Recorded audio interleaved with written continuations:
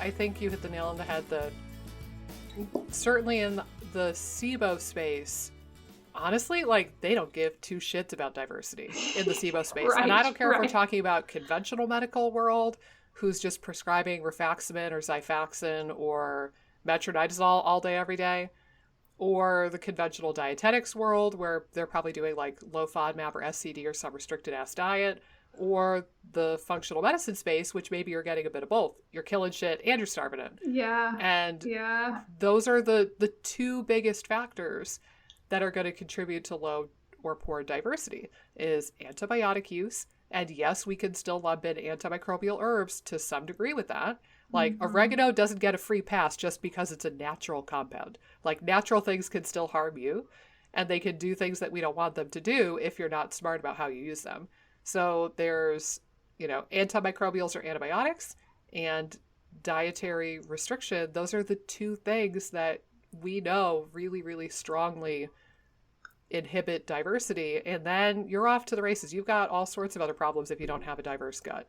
You might have started out with a simple case of SIBO. I'm using air quotes because it's never simple.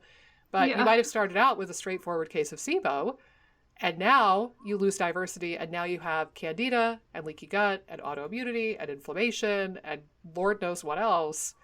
And it's this slippery slope where then people restrict more. Like, oh, now I have an autoimmune disease. Maybe I need to do AIP. Or maybe I need to do a stricter diet. Or I need to do food sensitivity testing. And it's like, you keep going down further and further down this rabbit hole until you have a pretty shoddy looking microbiome with hardly any diversity. Symptom management. Yeah. I think, conventional RDs still have a strong foundation of nutrition. So they are going to be more aware of, how cutting foods affect the body, or at least that's kind of my understanding. Being an RD, like, we all value nutrition so much. I find that a lot of times when the attitude is like, starve the SIBO at all costs, like, you totally lose sight of nutrition with that person. Yeah. So I feel like for me, the conventional RDs are probably going to still think a broad and diverse diet as much as possible is the goal. Versus if the primary goal is, like what you're saying, starve the SIBO, but you're not necessarily looking at nutrition and how things are going to be affected through the process of trying to starve the SIBO. That's problematic. And I think you're right. Like, I think RDs understand that it's a therapy.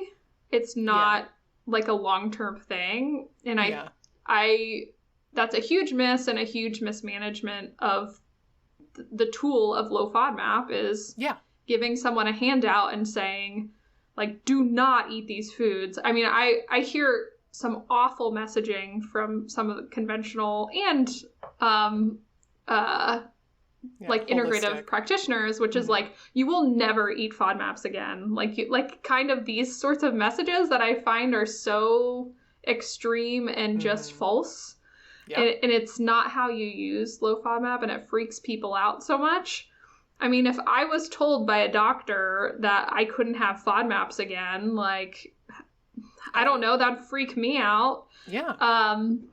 So I just think because there's a lack of true understanding from a nutrition side of things and a lot of the functional, integrative, and even conventional space, if they're just like a doctor practitioner and the goal is starving the SIBO, which I don't know how how that becomes a goal, but go ahead. Finish your thought.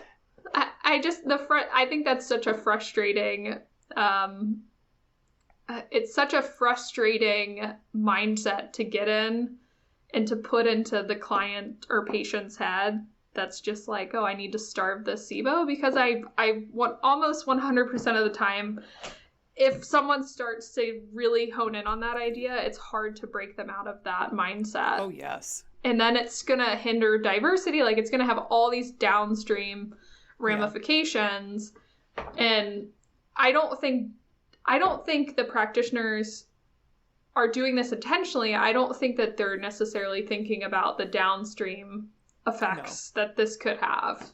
Yeah. I think you're right. Yeah. Have some due diligence when you're going in for, if you're sick or struggling with something, there is a time and a place, and I'd make sure that you're having an open dialogue with your practitioner. Mm-hmm. Like what you're saying, hopefully they're better than the practitioner that you dealt with.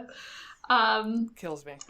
Right. And if you are the nurse practitioner who I saw 3 years ago in Chapel Hill, North Carolina, I hope you learned the lesson from this. You never know. think Maybe she she's did. listening. I think she's definitely listening to this. She's definitely because she listening. cares so much about diversity, it sounds like. Absolutely. This is right up her alley. Right. Oh, gosh. But yeah, I think the antibiotics are huge, trying to limit that from a diversity standpoint. I think we've talked a lot about the diet side of things. And maybe we talk a little bit about, like, if you're coming from a place of like a restrictive diet, what kind of strategies to help to gradually increase diversity? Yep.